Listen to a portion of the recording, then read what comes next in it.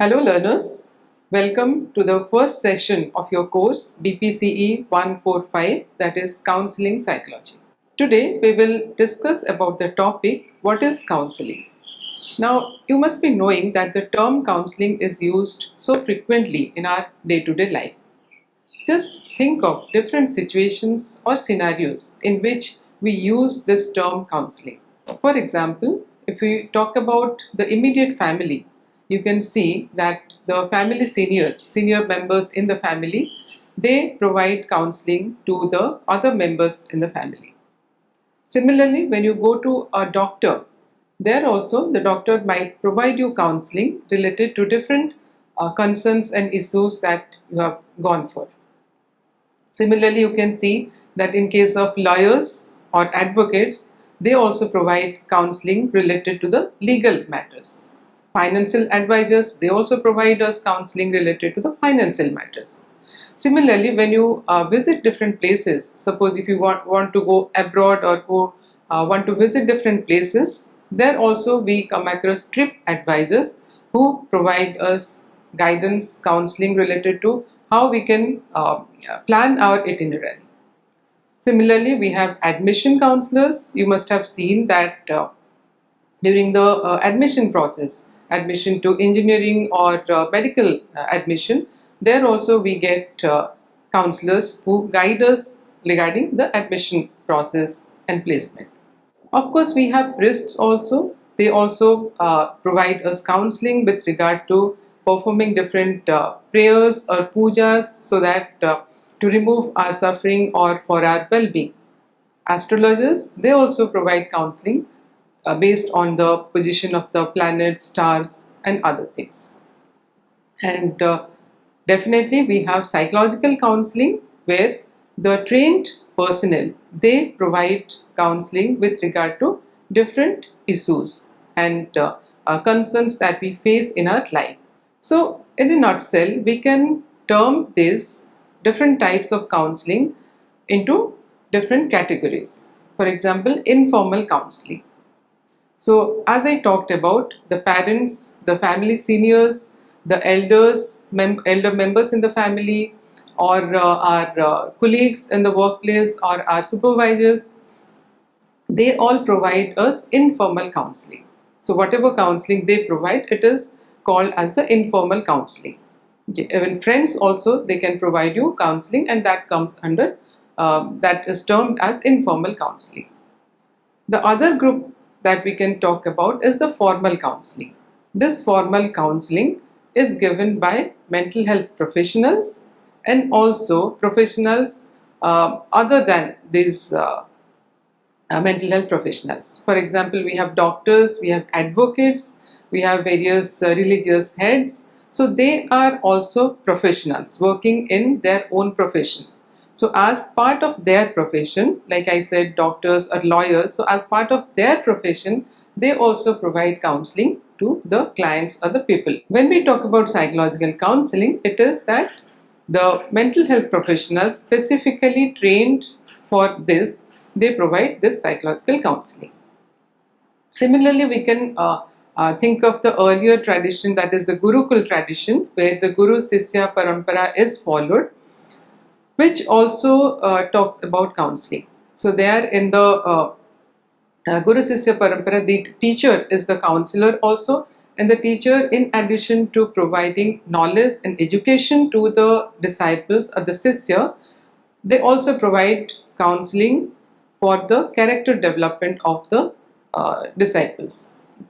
So they work as a counselor and they emphasize on the personality development, they emphasize on the skill development and the overall well-being of the disciples. Today also we can see that this Guru Sisya Parampara is followed in different, for example, classical dance systems. One example is Guru Madhur Raut's Odissi dance.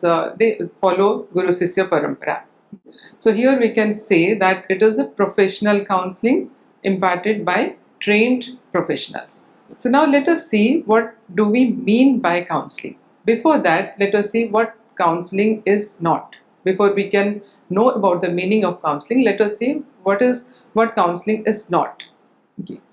First of all, counseling is definitely not information giving. Though in counseling information is given, but still it is not only information giving. Okay. In addition to providing information, there are other aspects to counseling also. Similarly, counseling is not providing advice to other people.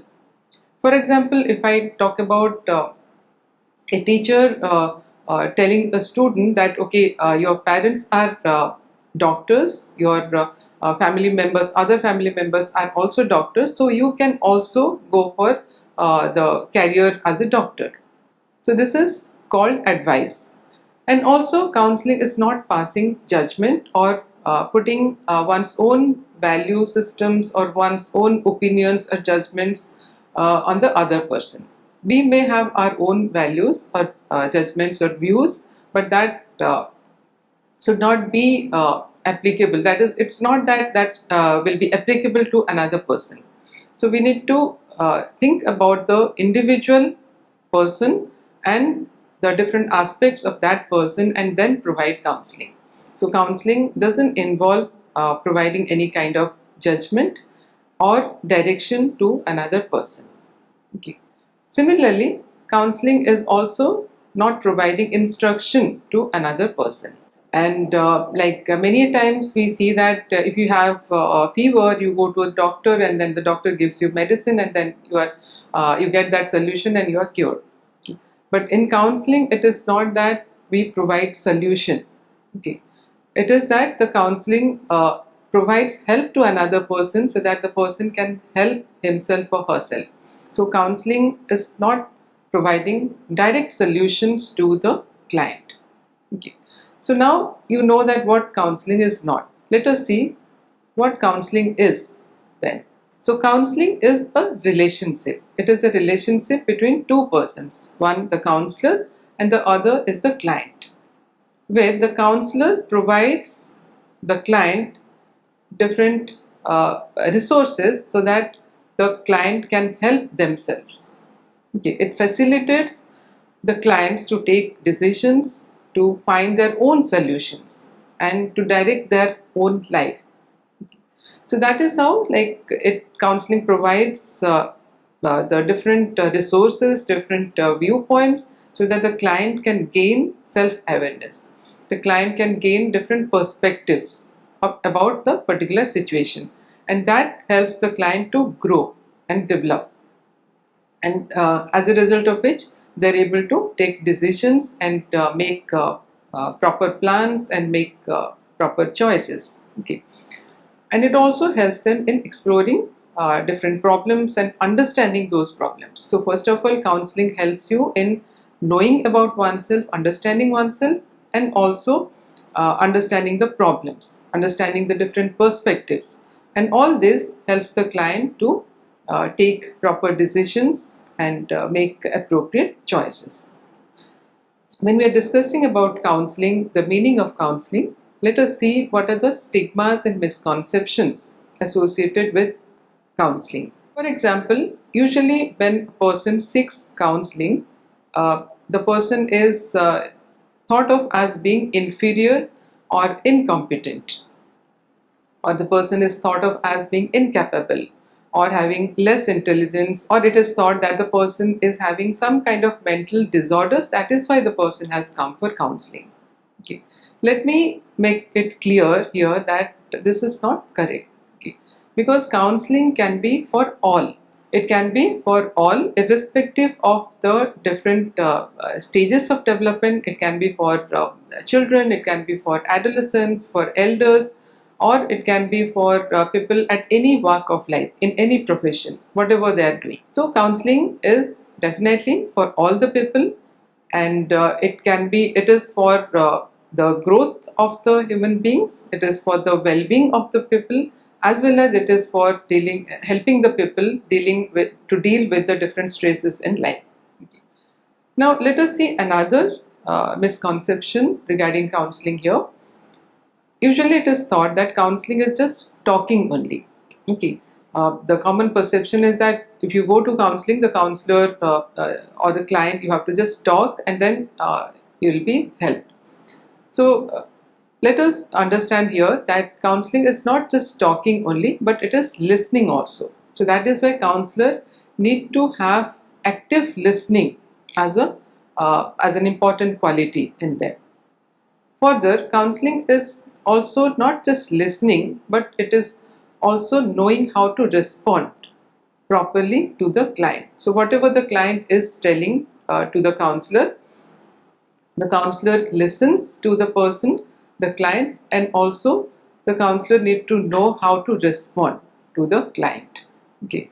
Similarly, counseling is also not just responding to the client, but also it is about mutually deciding on the actions to be taken. So as you know, as you can see here, counseling is not just talking, it is not just listening, or it is not just responding, but also it is about taking action, and that action is mutually decided. It is the client and the counselor, what are the different actions or action steps that they need to take, so that whatever counseling goals has been decided, that can be achieved. Now let us see some definitions of counseling. Okay. The first definition is, it is counseling as a helping relationship. It involves the endeavor by interaction with another person to contribute in a facilitating positive way to his improvement. This definition is given by Searcher and Stone, 1971. This definition highlights that it is a facilitating relationship. Okay. Let us see another definition. It says counseling is a helping relationship in which at least one of the parties has the intent of promoting the growth, the development, maturity, improved functioning, and improved coping with life of the other. Now, this definition given by Rogers also emphasizes on that this is a collaboration between the counselor and the client. Let's see another definition. Here it says that counseling is a professional relationship that empowers diverse individuals, families, and groups to accomplish mental health, wellness, education, and career goals. Okay. This is given by American Counseling Association. You can see here that counseling, how it can be applied in different sectors. This is highlighted in this definition. Let's take another definition here.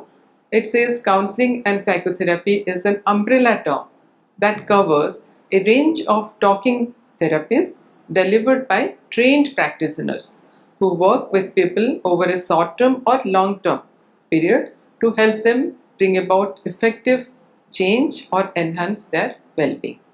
This is given by the British Association for Counselling and Psychotherapy. Now, when you see these various definitions, you can see that all these definitions highlight that counseling is a relationship, it is a facilitative relationship, it is a therapeutic alliance between the counselor and the client. Now, if you take a proverb here, it says that coming together is the beginning. In counseling relationship, the counselor and client, they have to come together so that it is the start of that particular helping relationship. Now, staying together is progress. When the counselor and client, they continue in the counseling process, they stay together, then there is progress in counseling, we can say. And then working together is success. Okay. So when the counselor and client, they work together, because it is not that counselor will direct the client that you have to do this or do that, because you must remember that counseling is not passing judgment or giving your own opinions. So that is why working together is very important. The counselor and the client, they need to work together so that this will lead to success. That is the counseling goals that is decided mutually, that can be achieved. Let us see here that what are the goals of counseling. Okay. As we have discussed till now, you can see that counseling can help you in different aspects. One is that counseling can help you deal with different issues and problems that we face as part of our growth and development, or as part of our daily functioning. Okay. You know that different developmental stages are there, and as part of different developmental stages, we have different needs, different tasks, different requirements, Challenges are also there, issues and concerns are also there. So counseling helps us to deal with these different challenges and stresses that we face as part of our developmental stages or as part of our daily living. It may be related with our educational aspect or career aspect or personal social aspect, or there might be different affective concerns and issues. So all these things are addressed through counseling. So basically, counseling helps you to know yourself, to explore yourself, to know about the different aspects of yourself, and also to understand different issues and concerns that are faced by you, so that you can gain perspective about your situation, about your issues and problems, and then accordingly you can modify the way you are thinking, the way you are experiencing emotions, feeling, and the way you are behaving. Okay. And then you can learn about new ways of thinking, new ways of feeling, and new ways of expressing your emotions and new ways of behaving. Okay.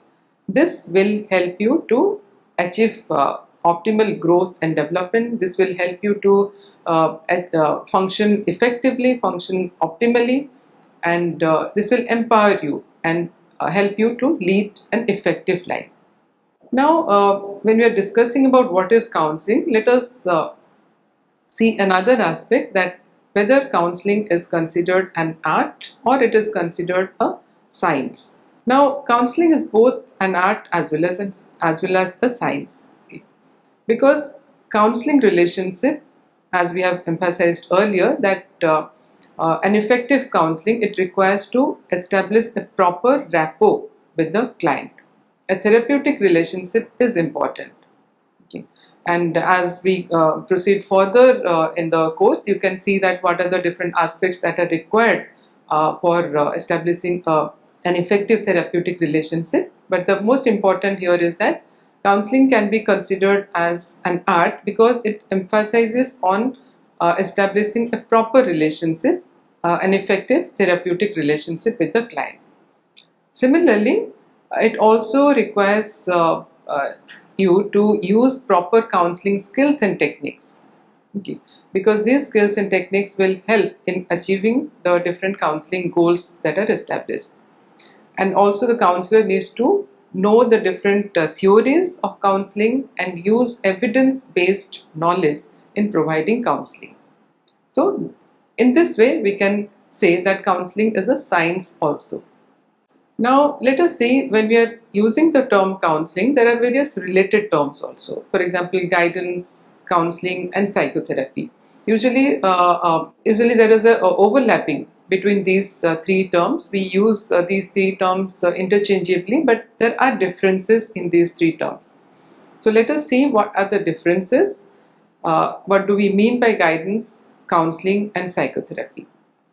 Now, guidance is more informative in nature. Here, mainly information is provided. Okay, it deals with developmental issues as you proceed through the different developmental stages. Guidance is required. So, guidance can be considered as more directive in nature. So, you can see that guidance is it is before the problem. Okay, whereas when we talk about counseling, it is after the problem. There is an issue or there is a problem, and then you require counseling. So mostly it is after the problem. So we can say that it is more remedial in nature. So counseling, it helps you deal with the stress, the conflicts, or the problems in life. Okay. Whereas guidance is more developmental oriented, and it is a continuous process. And counseling, when we talk about counseling, it is more specialized in nature, and it is all encompassing in the sense that guidance is a part of counseling. So counseling is a broader service, we can say. It encompasses guidance, it encompasses assessment, it also involves your providing occupational information, providing counseling. So it is a broader term. Okay, so there is guidance is involved. So we can say that counseling includes guiding, it includes assessment, it includes your providing occupational information, career information. It also includes your personal growth, social relationship issues, and other things. Okay. So, as you can see here, counseling also involves various subspecialties. There is career counseling, school counseling, uh, counseling in the workplace, counseling related to the elders, or counseling related to the addiction, trauma counseling, marital counseling, family counseling also is there, and counseling related to the disability or rehabilitation. Okay, so there are different subspecialties involved in counseling. Okay. Okay, now let us see. Now we knew about what is guidance, what is counseling, and now let us see what is psychotherapy. Okay. Counseling usually deals with minor issues or problems, whereas psychotherapy, it deals with serious problems, those problems which are serious in nature, or and also psychotherapy is long term in nature. Counseling is not that long term, but psychotherapy, since it deals with problems which are of serious nature, it is usually long term in nature, and also it focuses on gaining insight. Okay. So now that you are clear about what is guidance, counseling, and psychotherapy, let us see what are the prerequisites of becoming a counselor. Now there are three things here. One is your professional qualities, the another is personal qualities or traits, and the third one is licensing. Okay. Now in professional education, we can see that you have to have theoretical knowledge as well as practical training. So professional qualifications should be there. You must be trained in the relevant courses. You have to gain the theoretical knowledge. At the same time, you have to gain the practical training also. So where you will be learning about the different counseling skills, techniques, and other aspects. Second point here is that you need to have different personal qualities or effective characteristics. Now, let us see what are these personal qualities that an effective counselor need to have. There needs to be a sensitivity. Okay. Empathy is also required for a good counselor. You need to have a caring attitude also. And as I have also pointed out earlier, that ability to listen, that is active listening, is also another important personality quality that a good counselor needs to have. In addition, ability to communicate effectively is required. Toleration of intimacy is required because you need to form a helping relationship, a professional relationship with the client, where the client is going to share different issues, personal problems, and concerns with you. Now, sometimes we see that there are certain negative motivators also to enter into the counseling profession. So, let us see what are these negative motivators.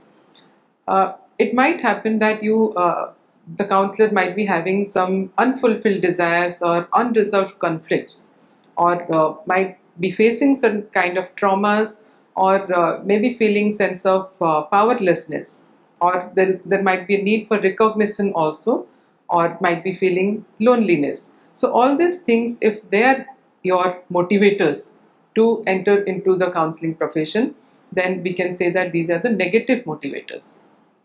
These will not help you in becoming an effective counselor. Okay. Now, one more thing here, let me make it clear that by doing this MOOCs course on counseling psychology, you are not going to become a counselor.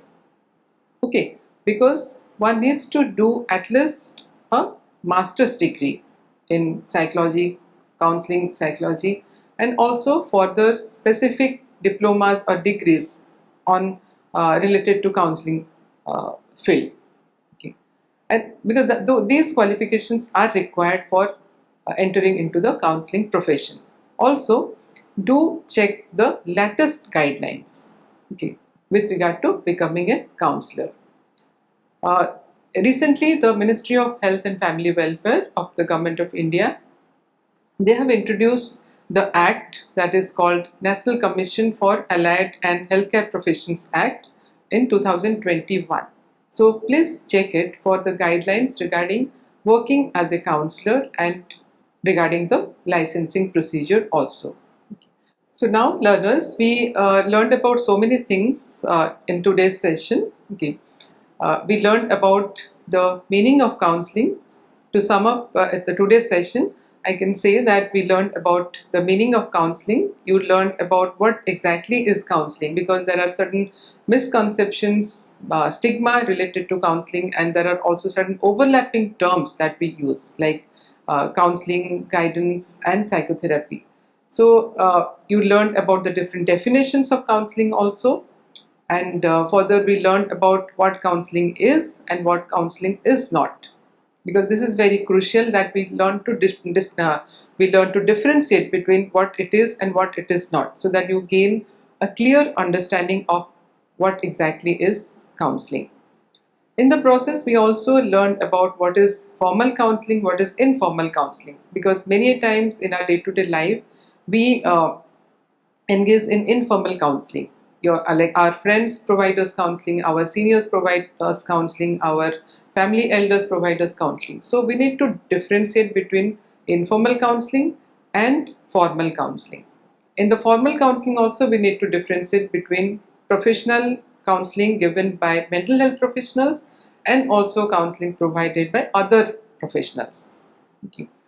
As I said, we also learned about various stigma and misconceptions associated with the term counseling, and we learned about what is professional counseling. Okay. Because professional counseling, it requires you to be trained in proper educational qualification. It requires you to be trained in different skills, counseling skills and techniques, acquire professional education qualifications, and also it needs to have that you need to have proper aptitude for it, and personal qualities also, because ultimately it is a helping relationship which requires you to establish an effective therapeutic relationship with the client. So we learn to distinguish between these terms, related terms, that is guidance, counseling, and psychotherapy.